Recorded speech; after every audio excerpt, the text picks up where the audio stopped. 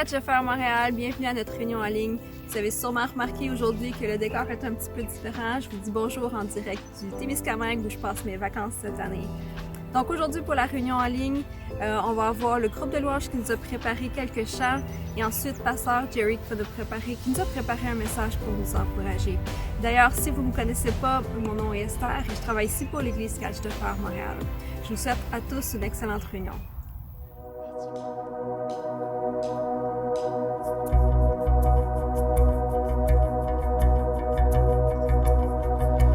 There is not a man or a beast, nothing in the land or underneath, oh, nothing that could ever come between the love you have for me.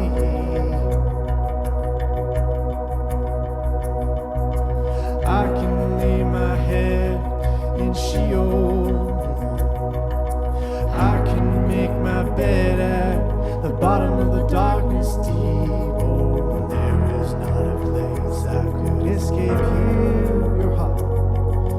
Your heart won't stop coming after me.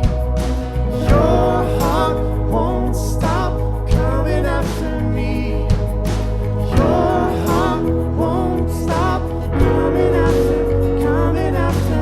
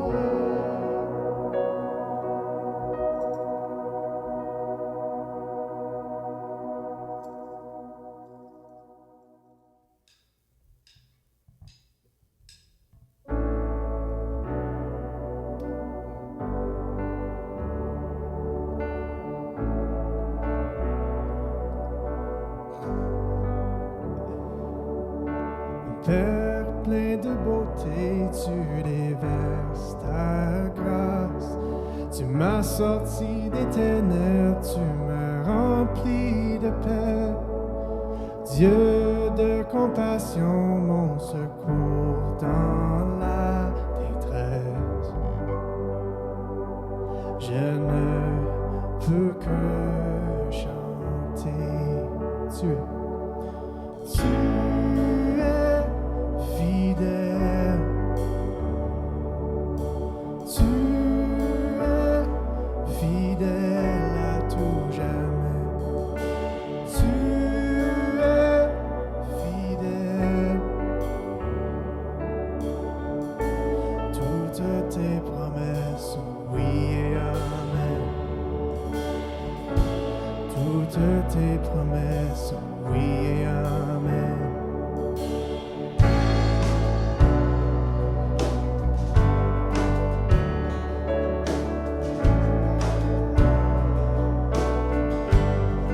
Merveilleux, merveilleux sauveur, tu m'as attiré, tu m'as fait revivre, tu as défait l'ennemi.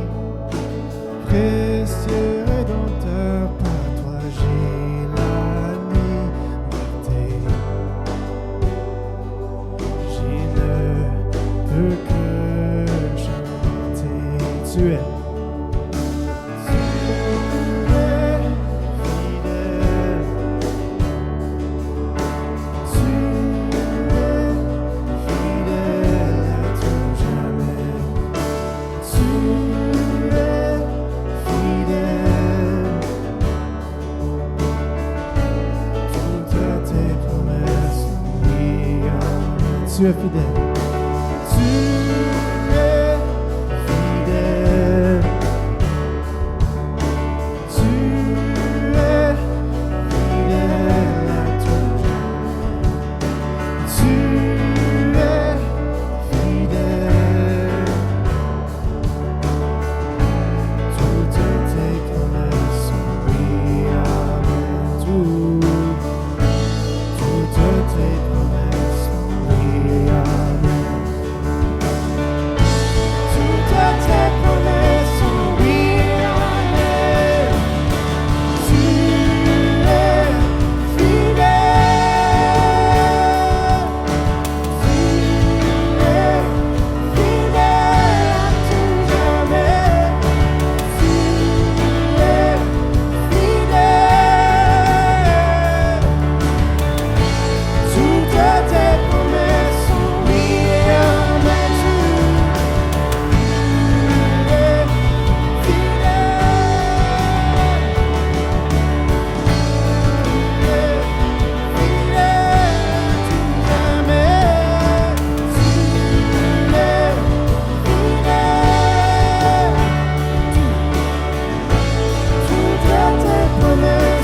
oui, amen. Tu es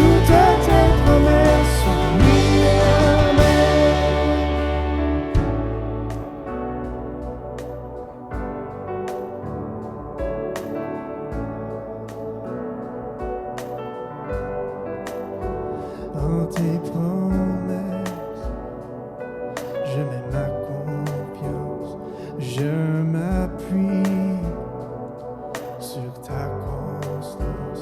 Dans tes promesses, je mets ma confiance, je m'appuie sur ta constance.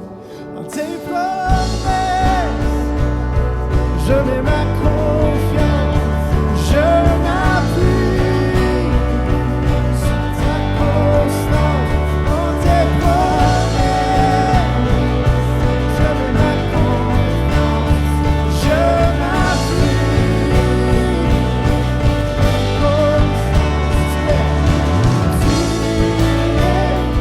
fidèle. Tu es fidèle.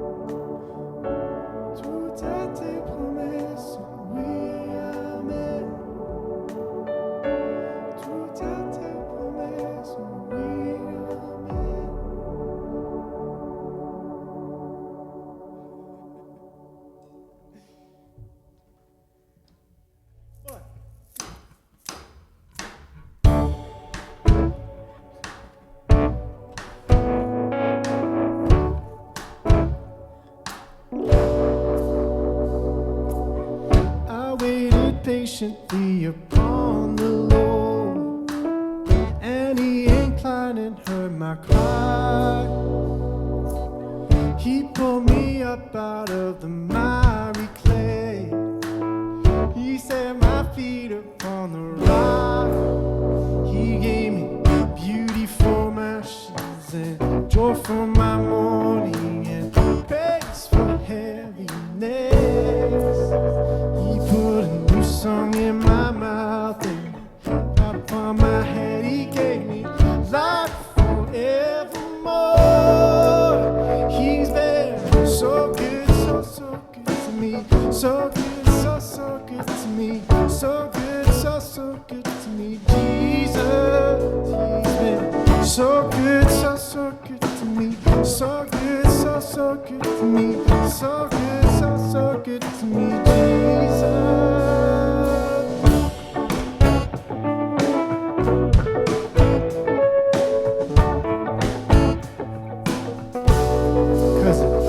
Cause pick me up, turn me around, and place my feet on solid ground. Hallelujah, hallelujah. Pick me up, turn me around, and He placed my feet on solid ground. Hallelujah, hallelujah. Yeah, He pick me up and He turn me around, and He placed my feet on solid ground. Hallelujah, hallelujah. Yeah, pick me up and turn me around, and He placed my feet on solid ground. Hallelujah. I got love. Righteousness in the Holy Spirit. Whoa, yeah. Whoa. Got love, joy, peace, and righteousness in the Holy Spirit. Whoa, yeah. Whoa. I got love, joy, peace, and righteousness in the Holy Spirit. Whoa, yeah.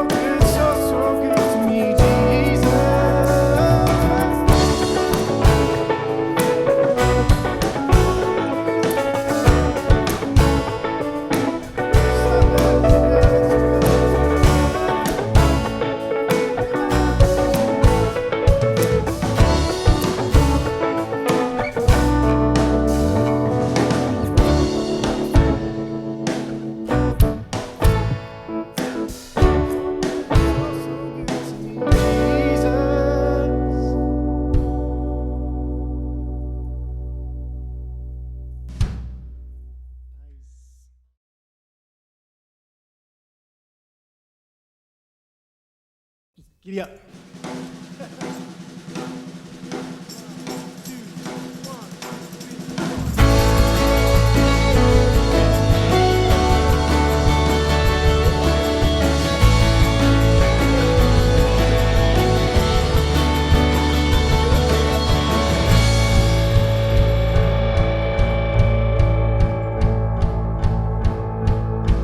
Je veux crier si fort que tout le monde sache, ta bonté est si grande, ta bonté est sans fin, ta faveur est sur moi, ta grâce remplit ma vie, ton amour m'émerveille.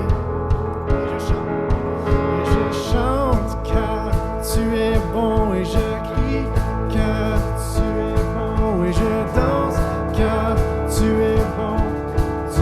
bon pour moi. Et je chante car tu es bon, je crie car tu es bon, et je danse car tu es bon pour moi.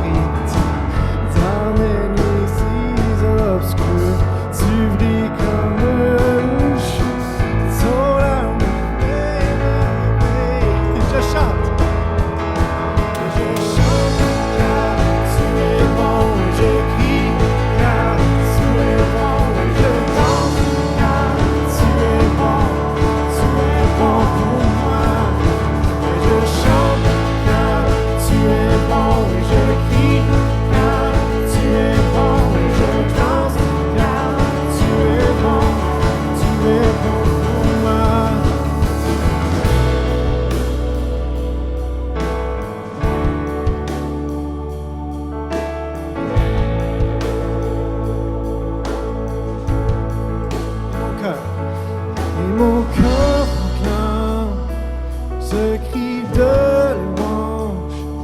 Tu es bon, tu es bon, de jour comme de nuit, ma vie te célèbre.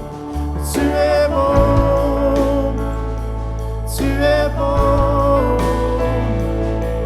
mon cœur proclame ce cri de louange. Tu es bon, tu es bon.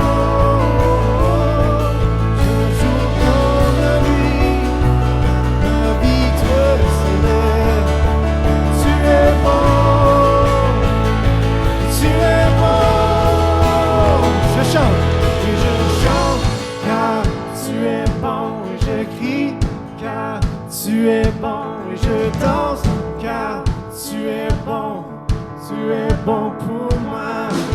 Et je chante car tu es bon et je crie car tu es bon et je danse car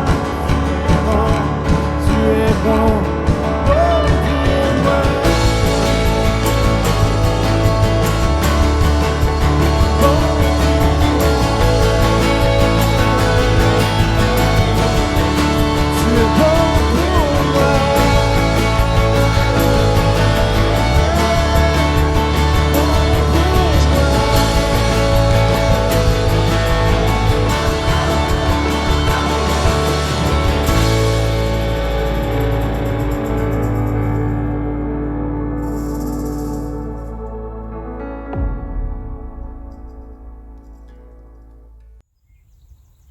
Merci à toute l'équipe de Louange. Je sais pas pour vous, mais moi j'aime vraiment le nouveau format de la louange. Donc bravo à toute l'équipe technique qui met beaucoup d'heures dans la préparation de ces louanges. Si vous ne connaissez pas beaucoup à Catch the Fire Montréal, on a une mission qui est toujours d'apporter les gens à expérimenter la présence de Dieu qui transforme nos vies. Si vous voulez être partenaire avec nous dans cette grande mission, on vous invite à le faire en contribuant. D'ailleurs, on vous remercie à chacun d'entre vous qui avez été fidèles et généreux au travers des semaines et des mois qui ont passé. Donc, si vous voulez contribuer financièrement, vous pouvez le faire de 4 façons. À partir de l'application PushPay pour téléphone intelligent, à partir de notre site internet, par virement Interact ou en nous envoyant un chèque par la poste. C'est tout pour mes annonces. Je laisse tout de suite la parole à Pasteur Jerry. Mais est-ce que le monde entier a viré fou? Il y a des théories de conspiration qui viennent de toutes parts. Il y a des demandes formulées pour définancer la police, même abolir la police. Il y a des mouvements politiques pour changer notre société démocratique en société marxiste. On déplore même des églises, des bâtisses d'églises qui se font attaquer, vandaliser, même incendier. Et je ne parle pas de ce qui se passe en Chine communiste ou en Égypte. Non, ça arrive pour ces églises aux États-Unis. Mais qu'est-ce qui se passe? Et avec tout ça qui se passe, j'ai une plus grande préoccupation. Je suis préoccupé de quelque chose qui peut être encore plus dangereux. Il semble qu'il y ait un esprit d'offense qui a été relâché dans le monde. Tout à coup, tout le monde est offensé.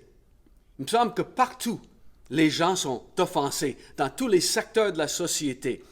Et souvent pour une bagatelle, les gens sont offensés. Même dans l'Église, les gens sont offensés. Qu'est-ce qui se passe? Est-ce qu'il y a quelque chose dans l'eau? Ou est-ce qu'il y a quelque chose dans les airs? Satan est appelé le prince de la puissance de l'air.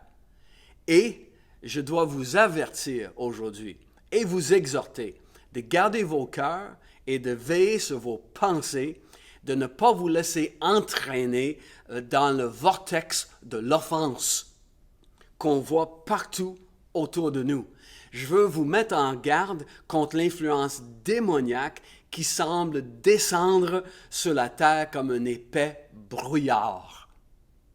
tout ce qui se passe me fait penser à ce que nous retrouvions dans les moments de l'Apocalypse au chapitre 9, lorsque la 5e trompette est sonnée.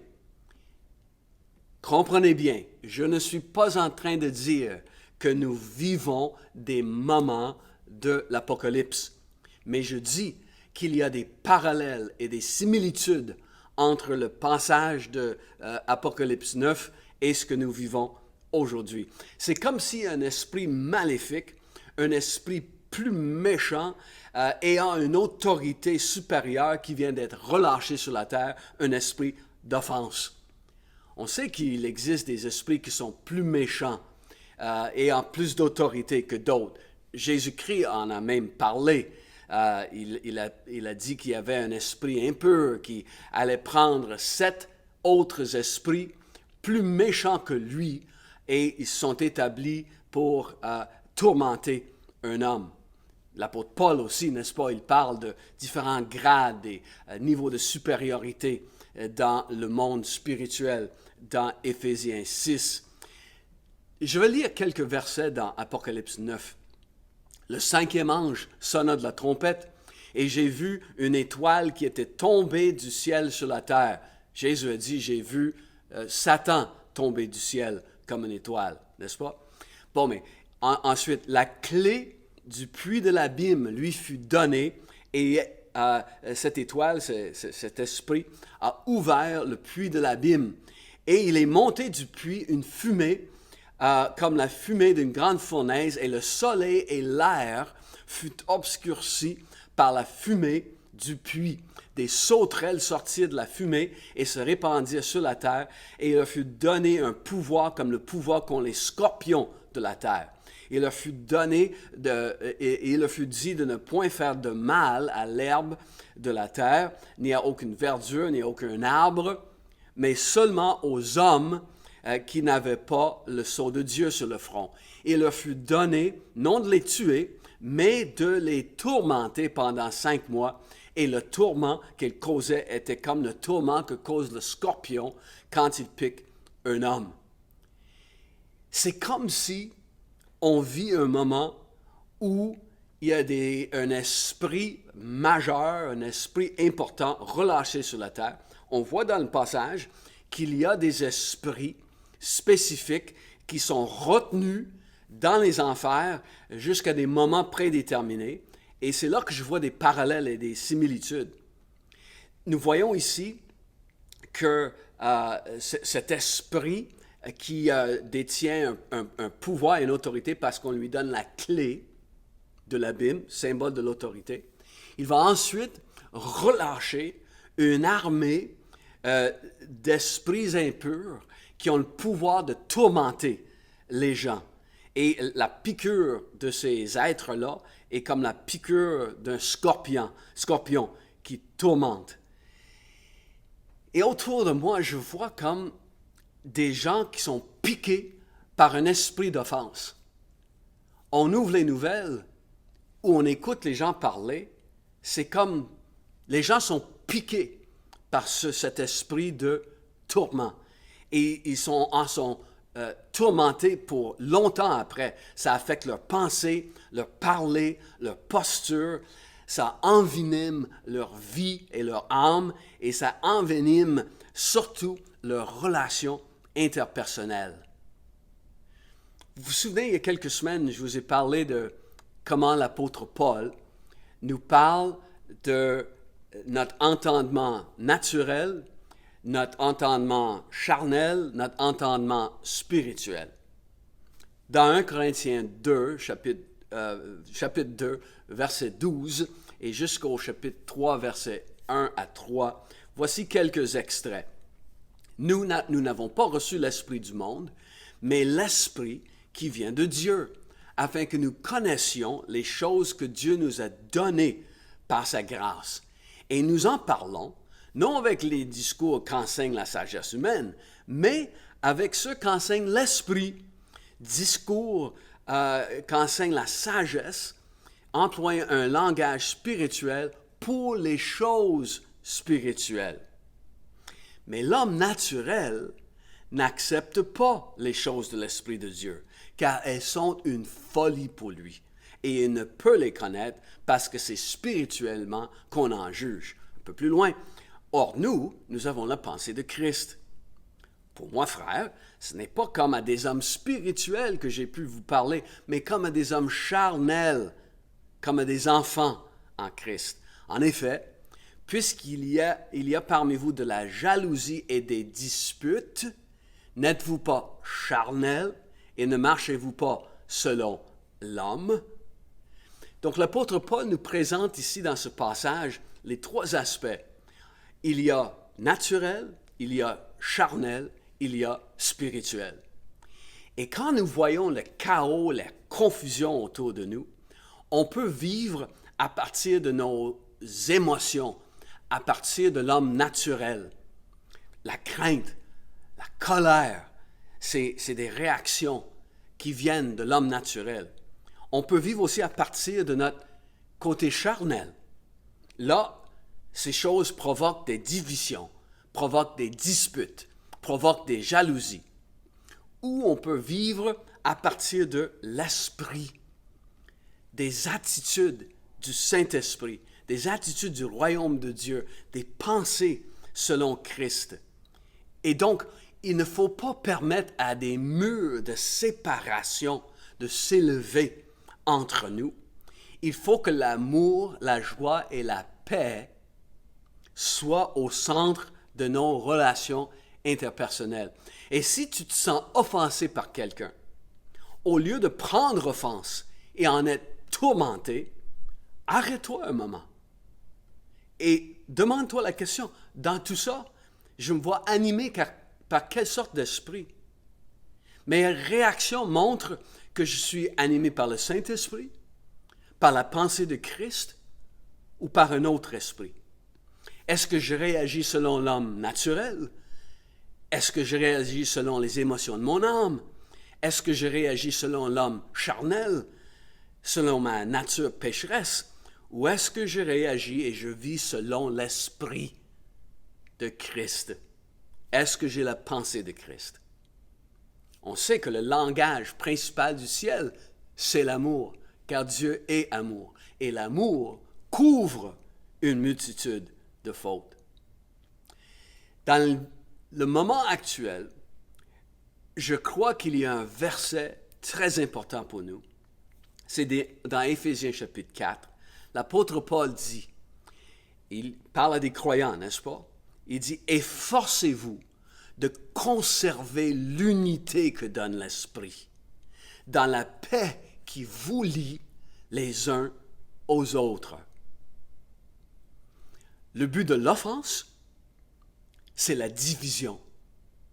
L'apôtre Paul dit, « Efforcez-vous de conserver l'unité que donne l'Esprit par la paix qui vous lie les uns aux autres. » Je vais lire le passage dans son contexte au complet. L'apôtre Paul dit, « Soyez toujours humbles, empreints de douceur et patients, supportez-vous les uns les autres avec amour, et ensuite, efforcez-vous de conserver l'unité que donne l'Esprit dans la paix qui vous lie les uns aux autres. Il y a un seul corps et un seul esprit.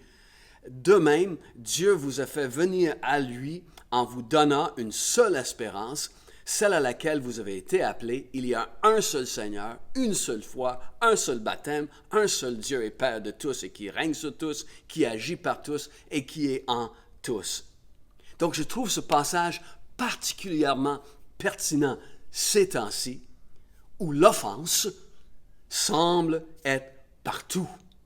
Et le but de l'offense, c'est la division. C'est quoi l'offense? Voici une définition de l'offense. Une offense est une action ou une parole qui blesse quelqu'un dans son honneur ou sa dignité. C'est un outrage, c'est un affront, c'est une insulte perçue. Quand les actions ou les paroles de l'autre ne sont pas selon les attentes que j'ai envers cette personne, pas selon mon point de vue du monde, bon, mais je peux être blessé dans mon âme. Je suis offensé. Je suis blessé dans mon honneur ou ma dignité. Et ce qui est important à comprendre, c'est que je choisis d'être offensé.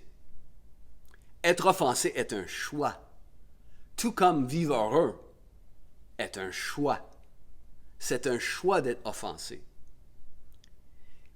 Quelqu'un peut me montrer un doigt d'honneur sur l'autoroute. J'ai le choix d'être offensé par son geste ou de faire comme moi je fais souvent. Ah, pauvre monsieur, on lui a déjà amputé 3 doigts sur sa main, mais il n'en reste qu'un seul. Si j'ai le choix d'être très offensé, ce qui va m'amener à la colère, peut-être à un incident de rage au volant, j'ai le choix de comment je réagis face à son geste. Et de nos jours, c'est comme si on peut même pas donner une opinion sur quelque chose dans ce monde sans offenser des gens. Pire encore, si je ne crois pas ce que l'autre croit, je deviens un paria social, un indésirable, même un dangereux. Le chroniqueur Mathieu Bock-Côté, dans le Journal de Montréal, a écrit cette semaine « Si je ne reprends certains slogans ou une certaine vision sectaire du monde, je suis assimilé au racisme ou au sexisme. » Et je dirais à toutes sortes d'autres ismes. Le dialogue sociologique actuel qui circule depuis une dizaine d'années, dans le fond, ne fait pas la promotion de l'unité et de l'harmonie. Je vous le préviens. Le discours actuel sociologique sert plutôt à diviser les gens, à les mettre les uns contre les autres plus que jamais. On met des étiquettes sur les gens. Ah, lui c'est un ci, elle c'est une ça. Et on met des gens dans des catégories, on les classe selon la couleur de leur peau, selon leur idéologie, selon leur politique, et on crée des ghettos invisibles où les gens vivent une ségrégation artificielle et imposée. En disant ça, peut-être je vous offense. Tout ce qu'on dit peut être mal compris, mal interprété et ensuite mal représenté ou mal répété. C'est comme si on cherche des bibites dans toute déclaration, dans toute opinion. C'est comme si les gens sont en train de scruter la vidéo de tout ce qui est dit, de tout ce qui est fait, afin de pouvoir dire « Ah ah! C'est ça! On savait! » Il ne faut pas que ces attitudes se glissent furtivement dans l'Église, frères et sœurs. Efforcez-vous de conserver l'unité. L'apôtre Paul dit que nous avons un seul appel, et selon cet appel, pour pouvoir conserver cette unité, on a besoin des choses qu'il a énumérées dans le verset 2 d'Éphésiens. On a besoin d'humilité, de douceur, de patience, de pouvoir supporter, se supporter les uns les autres, et de l'amour, beaucoup d'affection. Toutes ces qualités-là sont des qualités de Jésus, n'est-ce pas? Des qualités du Père, font partie du fruit de l'Esprit. Et l'idée de se supporter les uns les autres, cette patience qui nous permet de supporter les faiblesses de l'autre ou les soi-disant offenses de l'autre, c'est tellement important si on va être capable de nous efforcer à conserver l'unité. Est-ce que vous avez déjà vu un petit chiot qui joue avec un chien adulte et il va l'agacer, il va le tourmenter? Le gros chien, il pourrait mettre une fin à tout ça assez vite, n'est-ce pas? Mais souvent, il va supporter les gestes et ce que le petit chiot va faire Et dans le fond, c'est ce que nous devons faire. L'unité de l'esprit doit être conservée par tous les efforts nécessaires. Et l'unité de l'esprit ne veut pas dire l'unité sociologique, ne veut pas dire l'unité politique, ni idéologique. J'ai peur que les éléments de deuxième importance, de deuxième ordre, ne nous divisent, car cet esprit d'offense rôde et cherche qui il peut dévorer, qui il peut piquer, qui il peut diviser. Donc l'apôtre Paul dit, efforcez-vous de conserver l'unité. Le mot conserver, c'est intéressant dans le grec, ça veut dire de veiller, de garder, de maintenir. Dieu nous a donné un cadeau, à nous de le préserver, à nous de le conserver. C'est comme lorsque la France a fait cadeau de la Statue de la Liberté aux États-Unis. C'est un cadeau de la France. Les États-Unis n'ont pas payé pour ça. Mais aux États-Unis, de le préserver, de le conserver, par exemple, de faire tout ce qui est nécessaire pour que cette statue reste en bon état. Nous, il faut que nous soyons matures, des gens avec l'amour pour Dieu comme le lien qui nous unit, et avec la mission de l'Église comme tâche qui nous unit. Efforcez-vous de conserver ça. Et c'est tellement important parce que si on n'est pas dans l'unité, si on permet à des choses de deuxième importance, de deuxième ordre, de nous diviser, mais là, la mission de l'Église souffre. Nous avons une mission comme Église. Et la mission de l'Église doit être centrale dans nos rapports, dans nos efforts, dans nos actions et dans nos réactions. La mission de l'Église est d'amener la bonne nouvelle dans ce monde autour de nous. La bonne nouvelle que oui, tu peux commencer une toute nouvelle vie. Tu peux naître de nouveau. Tu peux voir la culpabilité effacée, de voir la honte enlevée de ta vie. Tu peux avoir le pardon de tes péchés. La bonne nouvelle que tu peux connaître Dieu.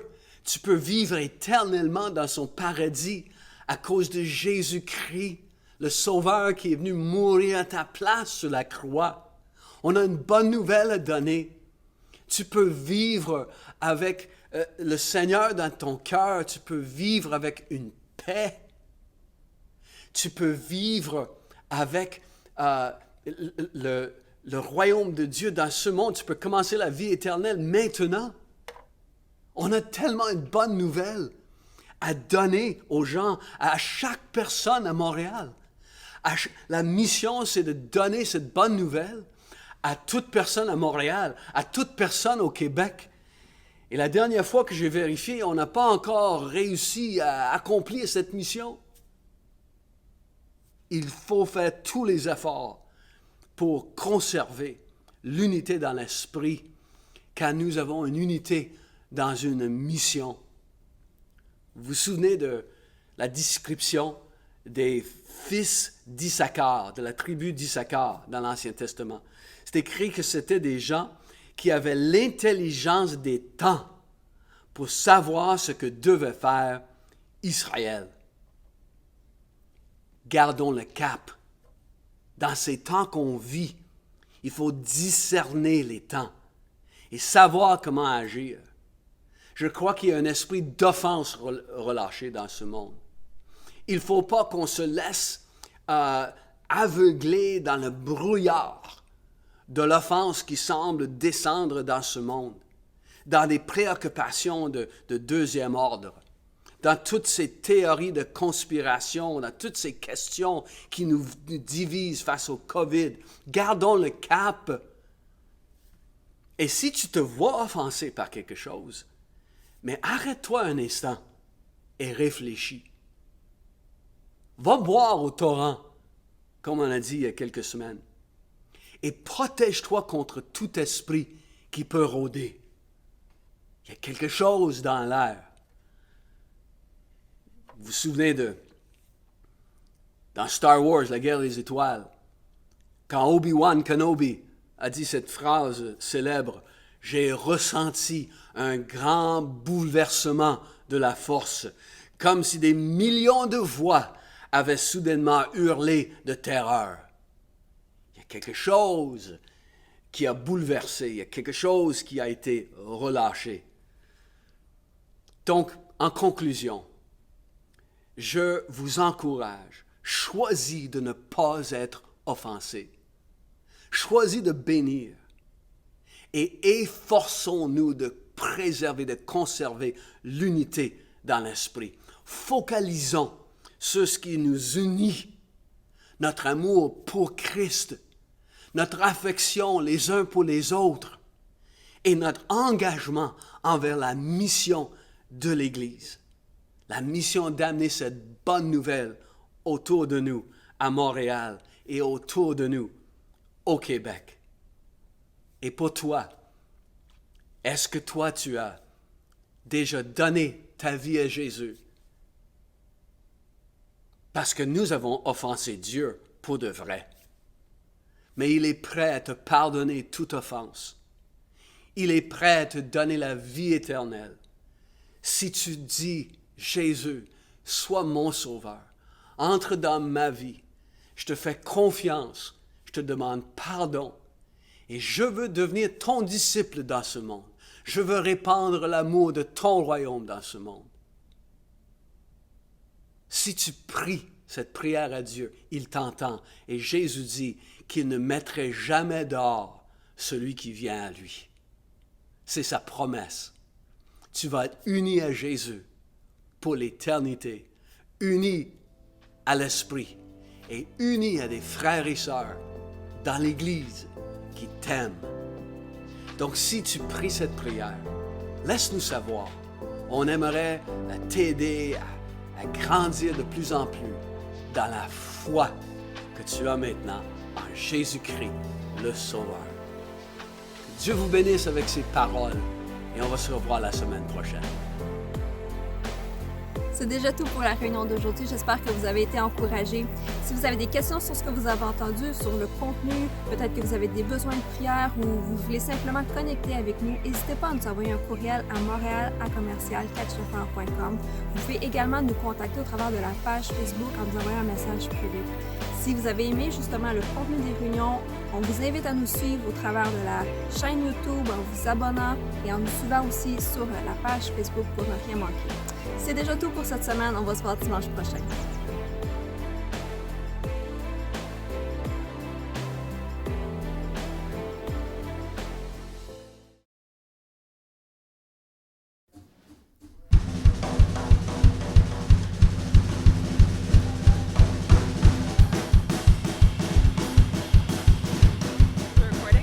Yes.